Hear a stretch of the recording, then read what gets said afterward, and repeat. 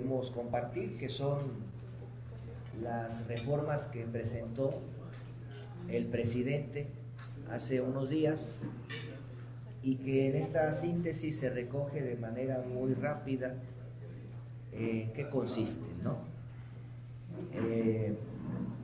La primera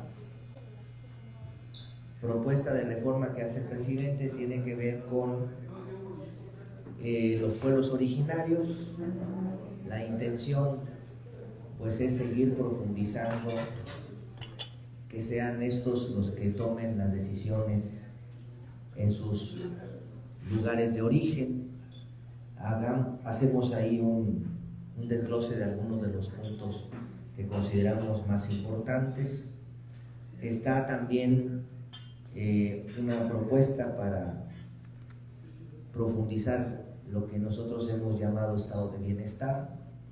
En esa parte hay un tema fundamental, que es proponer la reducción de la edad para acceder a la pensión de adulto mayor, que ahora es un derecho constitucional, pasar de los 68 años a los 65. También en esta misma propuesta de reforma hay un tema importante, que es el que se siga apoyando con un pago de jornal, con asesoría productiva, técnica, acompañamiento a productores que están en lugares alejados.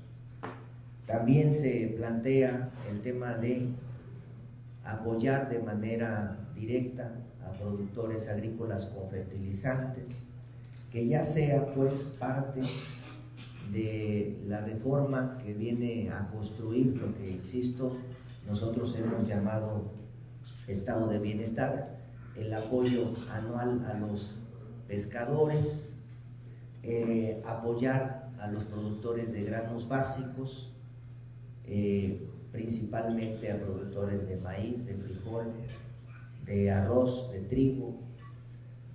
También está una iniciativa que tiene que ver con la atención médica, que aquí nosotros seguimos insistiendo, estamos avanzando, y que esta reforma al artículo 4 de la Constitución forma parte de la consolidación del estado del bienestar para garantizar el acceso y la atención médicos, medicinas, cirugías gratuitas al pueblo de México.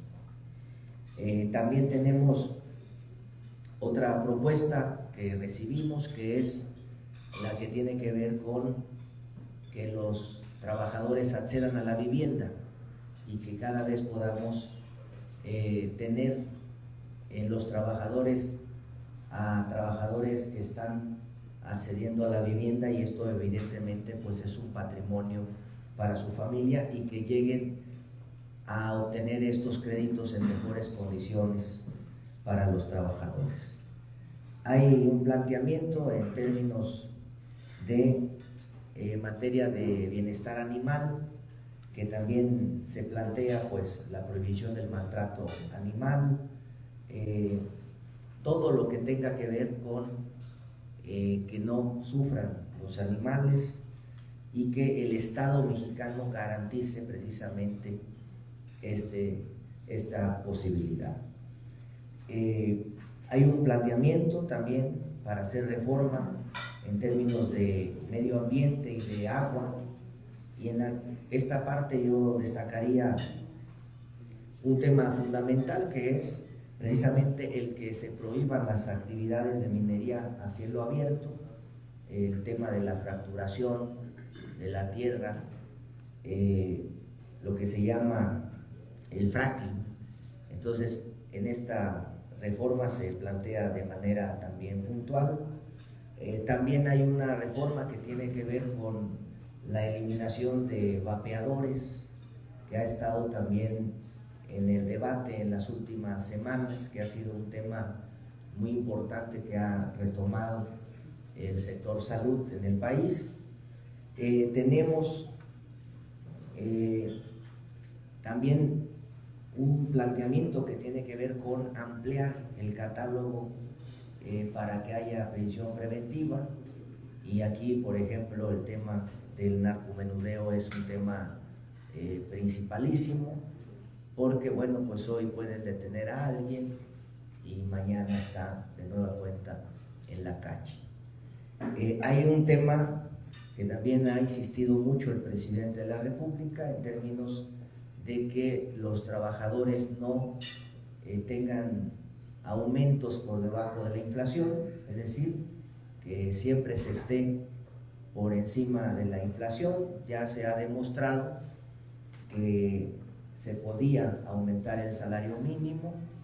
Hoy tenemos un aumento para los trabajadores que está incluso por arriba del 100% de lo que teníamos como salario mínimo cuando llegó la administración del presidente López Obrador. También se busca, y en esta parte, en este planteamiento que es la iniciativa 10 y la iniciativa 11, en este caso habrá tiempo de irlo platicando más a detalle, pero tiene que ver precisamente con modificar el régimen de pensiones que se tiene en este momento para los trabajadores que tienen ISSSTE y que tienen seguridad social, que es un asunto muy importante y que sin duda va a ser un tema del debate nacional en las próximas semanas de manera muy interesante. También se plantea seguir apoyando a los jóvenes, aquellos que no tengan un empleo formal, pues que puedan acceder a los beneficios que puede otorgar el gobierno de la República en el rango de edad de 18 a 29 años de edad. También se plantea en materia de transporte ferroviario precisamente el que el Estado mexicano pueda recuperar la red ferroviaria y que no solamente sea una red de tránsito de carga, sino también pueda ser utilizada para pasajeros. Y se plantean también otros temas que son importantes. Viene la reforma electoral, que en el caso de la reforma electoral, el ente fundamental o el planteamiento central es que se construya un solo ente. No, por ejemplo, acá lo estamos viviendo, vamos a tener procesos electorales este año y bueno, va a haber elección local, va a haber elección federal y esa elección bien se pudiera organizar con un solo ente, pero pues en este momento con la actual ley pues se va a organizar con dos estructuras burocráticas que evidentemente significan mayor gasto al Estado mexicano. También se plantea, entre los temas más relevantes, el reducir los niveles de participación de las personas para los temas de consulta, es decir, bajar los umbrales significa permitir que la gente pueda participar en los temas públicos y que lo que resulte de estas consultas pues puedan ser vinculatorias para la toma de decisiones en los estados del país. También se plantea la disminución del financiamiento público, se plantea la disminución de candidaturas de representación proporcional, es decir, tenemos hoy un órgano de 500 legisladores, la propuesta que se está planteando es que podamos tener un órgano de 300 legisladores y que en el caso de los senadores de la República también puedan disminuir a 64 en lugar de los 128 que se tienen. Eso significaría pues tener ahorros muy importantes precisamente para canalizarlos precisamente a tareas de desarrollo social. Tenemos también la reforma al Poder Judicial, que esta fundamentalmente plantea también eliminar algunos privilegios que desde nuestro punto de vista pues lastima, porque a diferencia de otros entes gubernamentales, por ejemplo, ellos se les ha permitido que los recursos no ejercidos vayan a fideicomisos cuando cualquier ente público que no gasta el dinero, pues finalmente ese recurso se reintegra a la federación. Pero bueno, son situaciones que han prevalecido, que se han presentado, que se siguen presentando, y evidentemente pues hay un trato diferenciado en este caso al Poder Judicial. También disminuir las estructuras burocráticas, y un tema fundamental, pues democratizar también al Poder Judicial, ¿no? Si se elige al presidente de la República, se elige a un gobernador, se elige a un senador, a un diputado federal, a un alcalde, alcaldesa, si se elige a un regidor territorial, ¿por qué no tener la posibilidad los mexicanos de conocer quiénes son nuestros jueces, quiénes son nuestros magistrados, quiénes son los ministros, cuando pues al final de cuentas también deben de estar expuestos, y como se plantea que lo público sea cada vez más público y lo privado pues en la esfera de lo público no cabe, ¿no? También tenemos el tema de la Guardia Nacional, que es volver a insistir en que la Guardia Nacional se inscriba bajo la tutela y la responsabilidad de la conducción de la Defensa Nacional, que es un tema muy importante para el país. Es decir, todos traemos muy presente el antecedente de en qué terminó la policía judicial, y nosotros sostenemos que se requiere de un cuerpo con estas características precisamente para buscar dar paz, tranquilidad a los ciudadanos en este país, y sostenemos que muy difícilmente con cuerpos de seguridad como los hemos conocido pudiéramos lograr este propósito. Bueno, también tenemos en el paquete este que les entregamos, ahí viene todo el desglose de lo que les estoy comentando, pero en la última parte, en los puntos 19 y 20, vienen temas que tienen que ver con la simplificación orgánica. Y aquí quisiera solamente puntualizar, es cómo se transfieren entes que se han construido a las secretarías de Estado.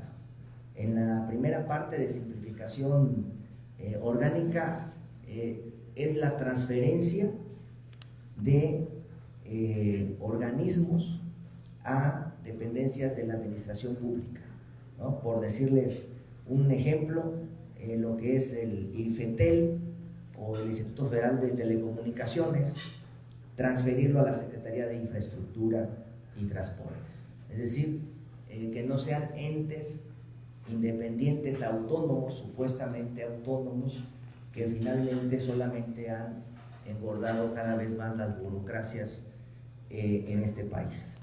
Y en lo que se refiere al último punto precisamente, también aquí viene un desglose de a qué áreas se incorporarían, qué dependencias. No es la eliminación, salvo al final van a registrar que la única que se elimina es precisamente la Secretaría Ejecutiva del Sistema Nacional Anticorrupción, que desde que se constituyó pues prácticamente ha sido inoperante y prácticamente nunca sancionó a nadie en este país. Pero en esas líneas que les presentamos viene qué institución y a dónde se transferiría. Es decir, no significa la eliminación, significa que pasen a la tutoría de la área del gobierno correspondiente. Entonces, este paquete de 20 reformas pues va a ser un tema sin duda de las tareas legislativas en los días por venir. Estamos prácticamente nosotros considerando que se va a dar la discusión de ello durante el mes de marzo y el mes de abril. Prácticamente en estos 2 meses es cuando se va a estar debatiendo en el país este paquete de reformas.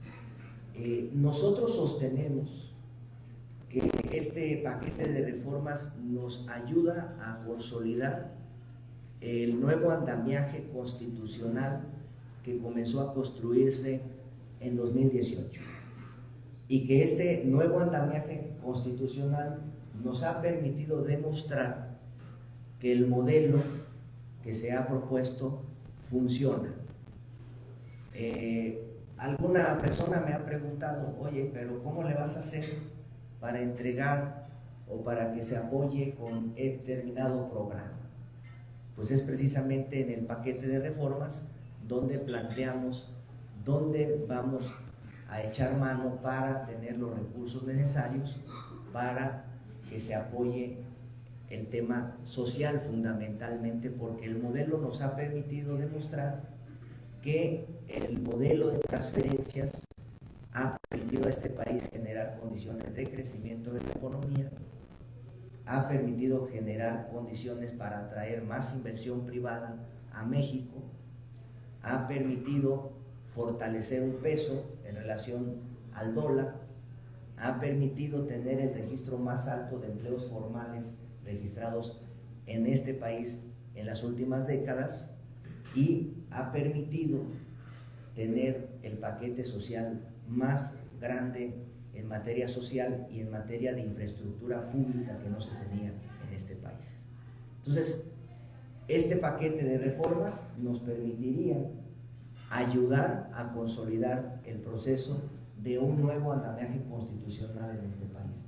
No hay cambio verdadero posible sin reglas nuevas que den convivencia distinta en este país. Por eso, todo este proyecto que hemos impulsado, que hemos denominado la Cuarta Transformación, pasa precisamente por tener una constitución que esté a la altura de los ciudadanos en este país. Entonces, insisto, va a ser un tema interesante. Aquí en este paquete tenemos, en su mayoría son reformas constitucionales. Se requerirá, y por eso también aprovecho para hacer el llamado a los diputados locales aquí en Nayarit, de que una vez que logremos transitar en el Poder Legislativo Federal, también las puedan hacer suyas, porque se requerirá del apoyo en las legislaturas en los estados. Es decir, las reformas a la Constitución, esas tienen que pasar por la mayoría de los congresos locales del país. Entonces, pues es un tema que también desde ahora aprovechamos para invitar a los legisladores locales a hacer lo suyo, a participar y a demostrar en los hechos que están en el proyecto de la edificación de este nuevo andamiaje constitucional. Entonces, ese paquete se los compartimos y seguramente vamos a tener mayor oportunidad de estar platicando a detalle en algunos elementos que me parece que son fundamentales para la discusión y para los próximos años en este país. Dos preguntas, diputado. La primera, el asunto este de las reformas no es un todo o nada, ¿verdad? O sea, cada una se va a realizar en lo particular, no es que se apruebe el paquete completo o así sería. No, se van discutiendo reforma por reforma. Solamente, René, el paquete llega, el paquete se turna a comisiones y el proceso legislativo se discute primero en comisiones, pasa al pleno. En este caso, la Cámara que lo recibe es la Cámara de Diputados Federales. En el caso de las reformas secundarias solamente se requieren de mayorías simples. En el caso de reformas constitucionales se requieren de mayorías calificadas. Una vez que se apruebe, si es el caso, en el Congreso de la Unión, pero en especial en la Cámara de Diputados, esta iniciativa pasa a la Cámara de Senadores y una vez que se apruebe en la Cámara de Senadores, pues ya pasa a los estados y cuando se vota en la mayoría de los congresos locales, si fuera la reforma constitucional, entonces pasa a su publicación y a surtir efectos. La segunda, nada más para terminar mis dudas, hay una en particular que creo que a los periodistas nos llama la atención, mucha gente se ha quejado de esa reforma, que es la que corresponde al INAI.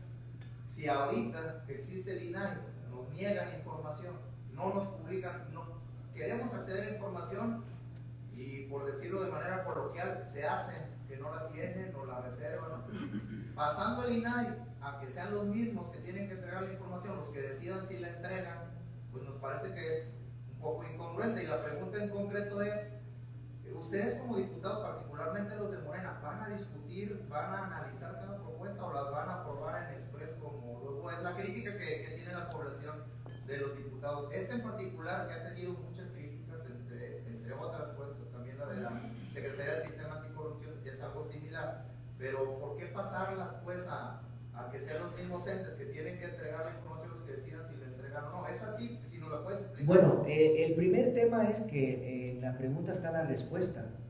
Es decir, en este momento pides información y no te la entregan. O sea, cuando quieren. O cuando quieren. Entonces, el tema es, René, fundamentalmente ese. O sea, se fueron construyendo institutos, organismos, el organismo del organismo, y eso simple y sencillamente no ha funcionado, no ha dado los resultados, pero sí ha servido para engordar una burocracia que no nos ayuda para los temas sustanciales en el país. Evidentemente que habrá que revisar muy bien, pero yo insisto mucho, y esto lo pongo en la mesa, yo sostengo que lo público sí debe funcionar. Durante muchos años nos dijeron que lo público no funcionaba y que lo privado sí, que lo público era ser ineficiente, que no había posibilidades de avanzar si estaba en el espacio de lo público, ¿no? Yo sostengo que ese es el gran reto que tenemos. ¿Cómo demostramos y construimos desde una perspectiva diferente donde lo público realmente sea eficiente, sea eficaz y dé resultados? Muchos de estos entes que se fueron construyendo, se hacía el pago de los favores en la política. Se construía un organismo y luego te decían, ¿usted quiere una plaza? Y esos espacios se construyeron. Yo me atrevería a decirlo incluso que aquí en Nayarit, algunos entes de esa naturaleza se hicieron para el pago de los favores políticos. Y habría que revisar quiénes están en algunos de ellos. Y se darán cuenta que lo que les digo no es mentira. Están los familiares del diputado, la diputada, del presidente, de la presidenta, y pasan los tiempos y no hay una sanción en lo absoluto. Entonces, yo creo que esa parte, como bien lo señalas, pues finalmente se contesta de alguna manera de lo que se ha vivido. La única que se elimina, por ejemplo, porque incluso no es la desaparición, es que transiten a un área del gobierno. La única que sí se desaparece es precisamente la de corrupción. Y no sé cómo andemos en esos secretariados de corrupción, por ejemplo, en Nayarit. Habría que preguntarnos, ¿a quién sancionan? Yo no conozco ningún caso.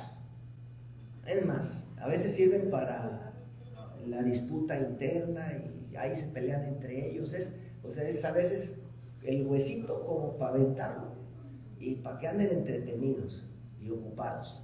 Entonces yo creo que eso tiene que cambiar. En el caso del planteamiento que se hace, pues es solamente el ente que se desaparece como tal. Y por lo que dices de si vamos a apoyarlo, sí lo vamos a apoyar, porque también aprovecho para decir que ese es un falso debate el que a veces se da. A veces se dice, es que usted tiene que ser un diputado que se oponga al presidente para que usted sea buen diputado. Ese sentido del contrapeso, eso es equivocado. el contrapeso político lo hace la oposición al presidente y a la mayoría política que está en los órganos legislativos. Es decir, un diputado, un senador de la República llegan precisamente defendiendo una plataforma política y entonces se convierten en la mayoría política y evidentemente acompañan al presidente. Y en el caso de la oposición, entonces la oposición se convierte en el contrapeso de esa mayoría política. Eso es un régimen democrático. Pero decir que para ser un buen legislador tienes que oponerte a lo que diga el presidente, eso es una falacia.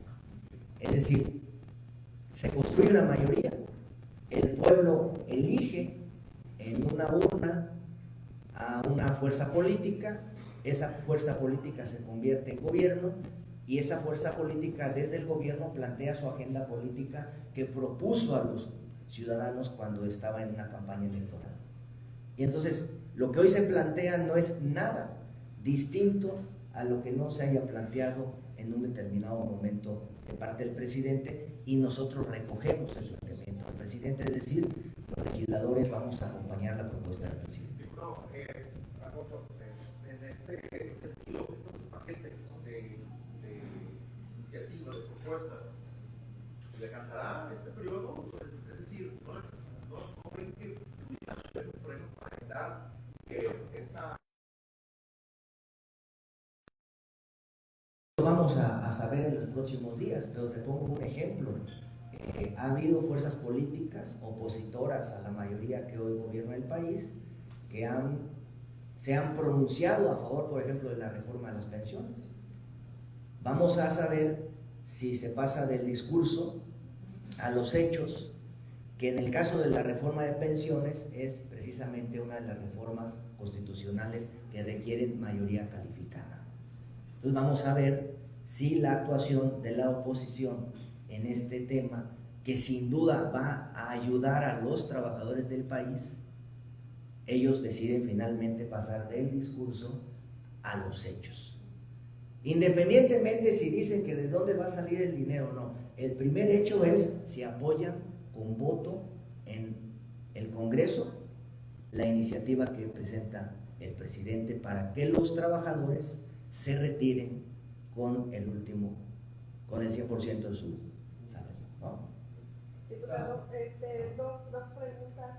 La primera, nos gustaría saber cuántas y cuáles son las dependencias que se crearon a modo para pagar favores aquí en Nayarit, lo que acabas de comentar, más explícito. Pues todas las que se replican, amiga, más o menos. Aquí hay una de transparencia, pues esa es una, y todas, el modelo de arriba más o menos luego se replicó en los estados. Pero yo una vez me acuerdo que había una institución, un organismo que recién se estaba construyendo hace años y ahí aventaban a todos, ¿no? O sea, para arreglarse en el tema del presupuesto local, te decían, mande 2 plazas. Digo, se los digo porque pues uno se enteraba. Pero eso pasa, o sea, lo de arriba luego se replica abajo. Pero por ejemplo, el sistema de corrupción aquí en el estado, yo no tengo registrado que haya sancionado a alguien. Bueno, a lo mejor no hay corrupción, pero pues quién sabe. Y la segunda, efectivamente, estas 30 reformas sí sacuden y transforman la vida del país, la vida de México. ¿Por qué discutirla, analizarla y aprobarla precisamente meses antes de este proceso electoral? Y bueno, estás comentando que de marzo a abril ya estarían aprobados, sería así como un fast track. No, se cumple con todo el procedimiento legislativo, o sea, esto que yo les platico de que van a comisiones, se discuten en comisiones, por cierto, habrá parlamentos abiertos, o sea, se agotan todos los procedimientos, pero evidentemente que hay un planteamiento y ha sido un compromiso del presidente, él lo ha dicho, incluso seguramente algunas de estas iniciativas no puedan tener los votos suficientes, pero precisamente en este proceso de discusión y de debate que se dará, bueno, pues cada quien dará sus razones. Yo espero que la mayoría puedan transitar, porque estas nos permitirían consolidar este nuevo andamiaje. Y bueno, lo que no se logre avanzar, pues seguramente habrá otro momento para discutir.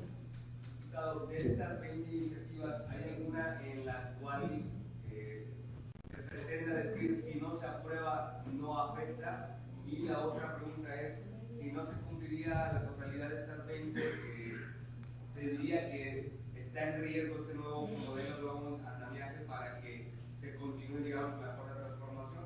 Pues yo, por ejemplo, diría, se trata de profundizar. Por ejemplo, todo el paquete social se trata de profundizar.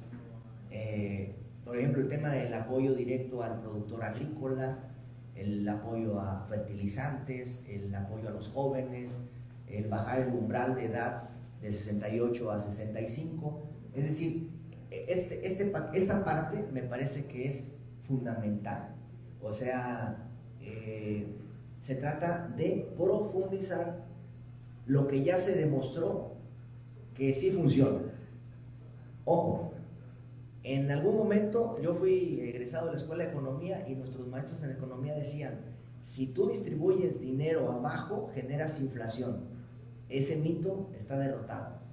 Si tú transfieres recursos abajo, lo que haces es que aumente el consumo. Ese consumo, hoy lo hemos constatado, no generó inflación y sí ha permitido que la economía crezca, a pesar de los vaivenes del mundo y a pesar de haber enfrentado recientemente la peor pandemia que hayamos registrado en este siglo. ¿Qué sí me preocuparía? Que, por ejemplo, el tema de la Guardia Nacional. O sea, si no logramos sacar ese tema, son de los temas que, lo digo sinceramente, sí me preocuparían, porque me parece que en todo el paquete social hemos avanzado de manera significativa, hemos logrado consolidar aspectos fundamentales de la economía, pero evidentemente que seguimos teniendo alguna dificultad en el tema de seguridad. ¿Qué se requiere? Disciplina, y vaya que te lo dice alguien que viene de la izquierda, pero evidentemente que los cuerpos civiles que se construyeron como el tema de la Policía Federal fueron incapaces de generar condiciones de seguridad en este país. Digo, el mejor ejemplo es quien era su secretario de Seguridad en época de Calderón. Entonces, ese me parece que es un tema fundamental por lo que comentas. Algo en lo que el presidente ha sido muy reiterativo ha sido precisamente en esta iniciativa de que los magistrados sean electos por voto popular. Sin embargo, pues en la actualidad ellos concursan y se trata de una cuestión de preparación y no de popularidad. ¿Sería entonces mejor que tuviéramos magistrados que fueran mejores políticos a que estuvieran bien preparados? No, más bien que la gente los conozca. Te pongo un ejemplo. Puede alguien de aquí tener un caso, lo toma un juez, pero de lo que se trata es de que conozcamos el historial del juez. O sea, si ese juez ha liberado delincuentes, si ese juez ha liberado violadores, es muy probable que ese juez no resuelva y haga justicia. Entonces no es un tema de capacidades, más bien es un tema de que los ciudadanos tengan la posibilidad de conocer lo que hoy no conocemos, de sacarnos de una burbuja, porque al final pues esa burbuja es la que decide. Entonces creo que nadie debemos de tener miedo, por llamarlo de alguna manera, a que en este caso los ciudadanos conozcan cuál es su historial académico, su preparación, pero al mismo tiempo cuál es su forma de decidir los temas públicos. Entonces creo que va más en el sentido no de un tema de capacidades, sino más bien en el sentido de que la gente conozca exactamente quién está llevando su caso y cuál es el historial. El otro día en redes alguien comentaba, yo ponía un ejemplo, hablaba de los ministerios públicos, por ejemplo. Es recurrentísimo cuando vas a una comunidad que te dicen, oiga, pero es que fulano de tal ya se arregló con el Ministerio Público. Esa es una historia de todos los días abajo. Y alguien me dice, no, pero es que ellos no pertenecen al Poder Judicial. No, pero es el mismo ejemplo. Es decir, tú vas a una comunidad y desafortunadamente los ministerios públicos actúan y se ponen del lado, no necesariamente del agraviado, sino casi siempre se ponen del lado de quien tiene el poder económico para ponerse de acuerdo con ellos. Entonces, y si vas al Poder Judicial, pues más o menos de ahí para arriba pasa esto. Entonces, no es un tema de capacidad, ¿eh? Más bien, ojalá quienes tienen y se preparan tengan la posibilidad de acceder a tomar decisiones. Si se trata entonces de un tema de publicidad, ¿no sería mejor hacer precisamente que se transparenten los procesos y que permanezcan instituciones como el INAI? Sí, pero por ejemplo, en el caso del Poder Judicial, amiga, no han sido capaces quienes hoy están ni siquiera de respetar la Constitución. O sea, respetar la Constitución significa que hoy, por ejemplo, los magistrados o los ministros siguen ganando lo que ellos quieren ganar, cuando ya hay una disposición constitucional del Poder Legislativo, que es la representación popular de todas las fuerzas políticas en el país. Entonces, por eso nosotros decimos que se tiene que modificar el Poder Judicial. Es decir, el Poder Judicial como está, no le sirve a este país. Y ojalá, digo, hay cosas que se van avanzando, pero se han ido avanzando a paso de tortuga. Por ejemplo, no sé si ya haya casos aquí en Nayarit de notarios que sean notarios por su capacidad y no por la herencia. O sea, cuando hablamos de cambiar desde la raíz esto, es porque queremos cambiarlo desde la raíz. Fíjense lo que voy a decir, Hay muchos muchachas y muchachos jóvenes, capaces, talentosos, inteligentes, que estudian Derecho y que la única posibilidad de llegar a presidir el Poder Judicial en su estado es que sean amigos del político. ¿Verdad que no me equivoco? Entonces, así ha estado el diseño institucional. Por eso cuando hablamos del andamiaje constitucional que se requiere para consolidar lo que hemos comenzado desde hace poco más de 5 años, es que cambien las reglas para que haya una nueva convivencia. En que hemos demostrado que se podía cambiar, y lo hemos demostrado que no ha generado ni crisis ni que se nos derrumbó el país, en todo lo que tiene que ver en materia social, en todo lo que tiene que ver con destinar el presupuesto público de una forma diferente. O sea, tener más reservas internacionales que en 2018, tener y superar los 22 millones de registros formales, de empleos formales registrados en el Seguro Social, tener un peso fuerte en relación al dólar. O sea, no la palabra devaluación, sí la palabra apreciación de nuestra moneda. Tener la inversión extranjera que sigue llegando al país como confianza de lo que el gobierno mexicano le está ofreciendo a los inversionistas extranjeros que ven como una opción México para venir a invertir. El paquete social más grande sin impuestos nuevos, o sea, sin deuda, y con una política que ha evitado el crecimiento en términos reales de los precios de los combustibles a partir de una política de subsidios, que el subsidio sale precisamente de las economías y de los ahorros que se tienen en este país.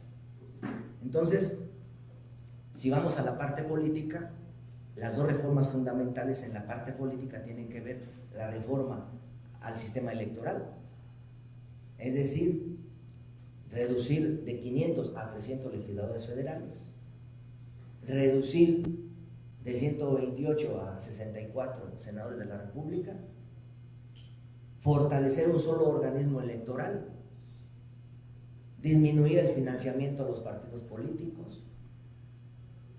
En el caso del Poder Judicial, eliminar los privilegios, porque pues evidentemente que es un privilegio que en este momento, por ejemplo, exista un fideicomiso cuando en cualquier ente gubernamental, al no ejercer el presupuesto de ese año, se reintegra a la federación, salvo en el Poder Judicial. Y que los jueces, ministros, entre ellos se arreglen y se pongan y se creen estructuras burocráticas que hoy, desde nuestro punto de vista, puede haber otro punto de vista, no están a la altura de lo que necesita este país. Lo que sí vemos es que son precisamente desde el Poder Judicial donde se liberan a criminales, que son desde el Poder Judicial donde se le regresan los bienes, por ejemplo, a los familiares de quien hoy está detenido acusado de narcotráfico en Estados Unidos, que son los jueces los que liberan a los narcotraficantes. Eso es real. Y si lo vemos desde el punto de vista de uno de los planteamientos que hacemos acá, es precisamente en esta parte tipificar como delito grave el tema del narcomenudeo, que no es delito grave. Prisión preventiva oficiosa significa que pues lo guardes un rato, porque ahorita entra por aquí y sale por acá. Entonces se requiere de una tarea titánica, porque pues estamos hablando pues de muchos cambios, y evidentemente siempre que se plantean cambios pues se generan procesos de incertidumbre, son normales, pero cuando el proceso de cambio es verdadero, se tienen que tomar las decisiones de fondo desde nuestro punto de vista para lograr una nueva convivencia.